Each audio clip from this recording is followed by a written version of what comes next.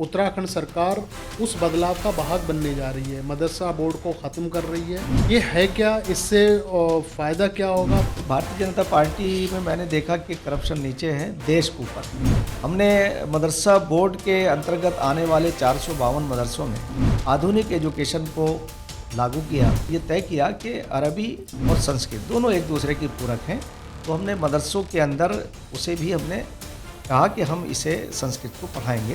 कि मदरसा बोर्ड में एक ही शिक्षा दी जाती रही है, तो ये कहा जा रहा है कि वो थोपी जा रही है सरकार की तरफ से। मदरसा बोर्ड 2026 से उसका नाम चेंज हो जाएगा। वो मदरसा बोर्ड की जगह अल्पसंख्यक शैक्षणिक प्राधिकरण के नाम से जाना जाएगा। मुस्लिम, सिख, ईसाई, जैन, पारसी और बौद्ध, इन सबको एक ही छत, एक ही विंडो से इन्हें मान्यता मिलेगी। जो मौजूदा मदरसों की संख्या है, क्या इसमें इजाफा होगा? ये मदरसे सिर्फ धार्मिक एजुकेशन देते थे, तो उनकी अगर डिग्री की कोई वैल्यू नहीं थी, तो आज उनकी वैल्यू बढ़ जाएगी और बढ़ने के बाद उन्हें समान मौके मिलेंगे। एक और आरोप आपके ऊपर लगता है, आपकी सरकार के ऊपर, नकल जिहाद का। मदरसा बोर्ड को ख़त्म करके प्राधिकरण आना, ये मुसलमानों के फेवर में है। प्रधानमंत्री श्री नरेंद्र मोदी जी ने कहा था कि मुसलमानों के एक हाथ में कुरान, दूसरे हाथ में कंप्यूटर। आप इस बात को मानते हैं कि तौकीर रजा ने आई लव मोहम्मद के नाम पे मुसलमानों को भड़काया?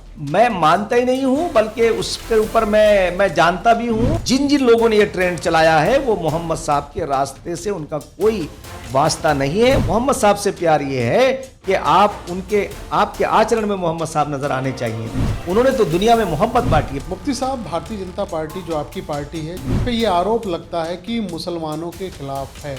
भारतीय जनता पार्टी भारत के लोगों की, भारतीय जनता पार्टी इस देश के लिए एक देश श्रेष्ठ देश का नारा देती है।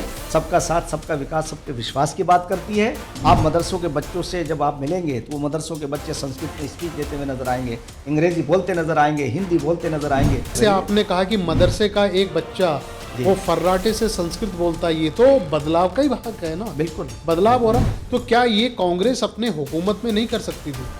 कांग्रेस हुकूमत में कर सकती थी, मगर उनकी इच्छा शक्ति नहीं थी। वो ये चाहते थे कि मुसलमान सिर्फ वोट बैंक बने रहें।